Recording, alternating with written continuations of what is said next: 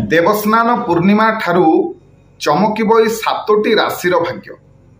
कौन से राशि गुड़िक केउ राशिर भाग्य चमकिबा जाउछि जानिबा पई भिडियोटी को शेष पर्यंत देखा अनुरोध।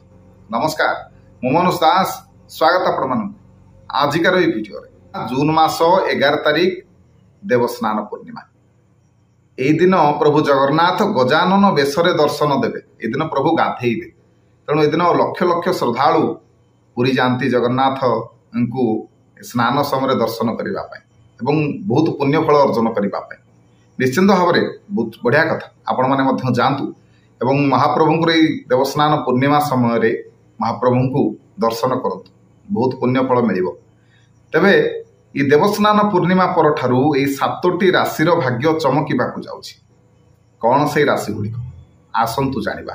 तेबे प्रथम वृष राशि कर्म क्षेत्र में प्रशंसित हेबे। जोठी भी काम करुछन्ते निश्चिंत भाव से आपण को प्रशंसा मिल। आपणकर काम को लेकिन आपणकर काम रे निश्चिंत भाव में आपणकर उपरिस्थ कर्मचारी माने खुशी हेबे, सेतिपई आपण को प्रशंसा करिवे। जो माने व्यवसाय करुछन्ते सेमानकु व्यवसायर अर्थ लाभ हबो।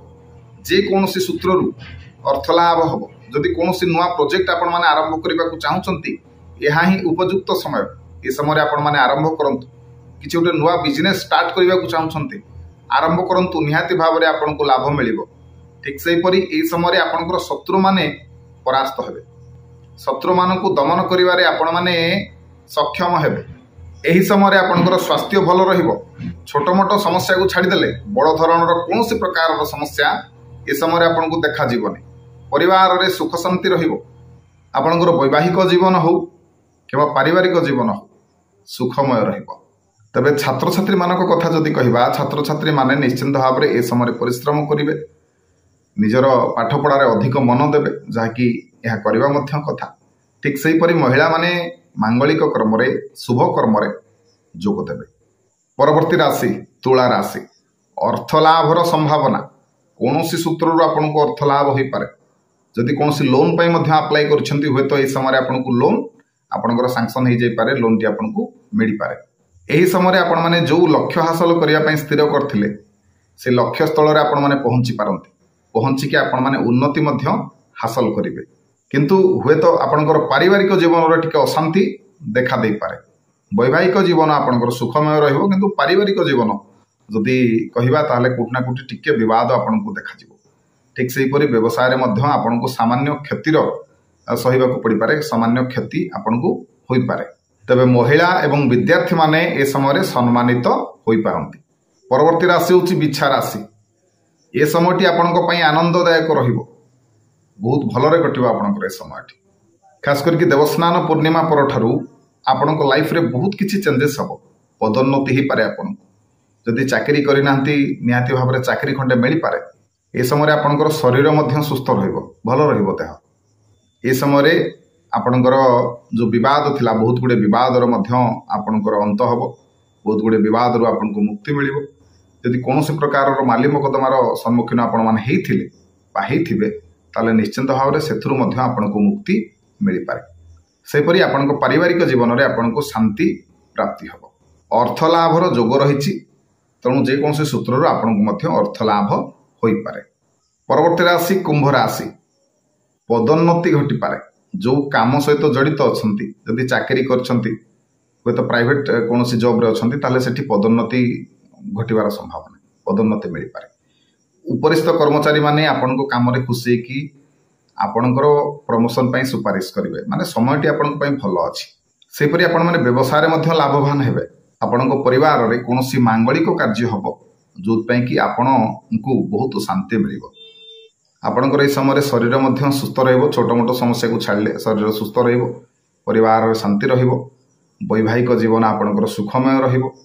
किंतु कौनसी एक घटना को लेकिन आपणकर अर्थ हानि होई पारे। तेणु प्रत्येक समय आपण माने सावधान रुहतु, सचेतन रुहतु। निश्चिंत भाव में शनिकर 7:30 समय आपण ऊपर चली। तेणु कौन प्रकार भूल करंतु नाही, कलिगोल करंतु नाही, कोठी एभली काम करंतु नाही। धरंतु कोठी युक्तितर्क होची, कलिगोल होची, से स्थान को आपण माने जानतु नाही। नले अजथाटारे आपण को मध्य माली मोकदमार शिकार हवा को पड़ी पारे। आपण को जीवन में अशांति आसी पारे। तेणु ये सब जिनस को निहाती भाव में ध्यान में रखु। मन रखु बुझी विचारी कार्य कले कौन प्रकार असुविधा केबे हेले हबनी।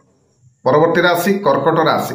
कर्कट राशि आपण देवस्नान पूर्णिमा ठूर जो समयटी आपण भल रही।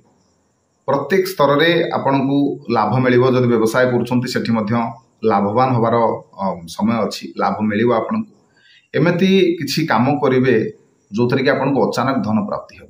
बहुत गुड़े जो पुराना काम आपंकर अटकी थिला विवाद थिला से सब अंत हम और नुआ नुआ काम आपण माने आरंभ करेंगे। यही समय आपण माने कौन से एक जगह किनी पारंती, घर काम आरंभ करि पारंती। एभली कौन से एक काम आपण माने हाथ को नेबे जो थरे आपनकर सेविंग्स टंका निहाती भाव में खर्च हो। चाकरी तथा व्यवसाय रे आपन को अनुकूल परिस्थिति रहिबो। समयटी आपन को भल। परिवार कौन सदस्यंकर स्वास्थ्य समस्या को नहीं चिंतार आपण माने पड़ी पारंती। परवर्ती राशि धनु राशि। आपणकर स्वास्थ्य आपण माने जत्न नियंतु। इस समय आपण माने स्वास्थ्य समस्या रे पड़ी पारंती किंतु धन लाभ हम। आपणकर कौन से एक काम अर्थ श्राद्ध हो पारे, अनेक गुड़िए टंका आपणकर खर्च हो पारे। हुए तो स्वास्थ्य समस्या को नहीं, हुए तो स्वास्थ्य समस्या आपणकर अनेक गुड़िए टंका खर्च हो पारे किंतु धन लाभ अच्छी। व्यवसाय में आपको लाभ मिल, कर्म क्षेत्र में आपको सम्मान मिल, परिवार में सुख मिल एवं वैवाहिक जीवन में आपंकर सुख प्राप्ति अच्छी। हुए तो खूब शीघ्र आपणकर बह हो पारे, बह भल भल बह प्रस्ताव आसीपे। से महिला एवं विद्यार्थी माने निज कर्म में सफलता अर्जन करेंगे। तेबे ये थिला देवस्नान पूर्णिमा ठारू 7टी भाग्यशाली राशि विषय में आपण मानकु किछिटा सूचना। आशा करुच्ची निहाती भाव में आपको वीडियो भल लगी। जदि वीडियो भल लगी था वीडियो को लाइक करेंगे, शेयर करेंगे, चैनल को सब्सक्राइब करने को अनुरोध रही। जय जगन्नाथ।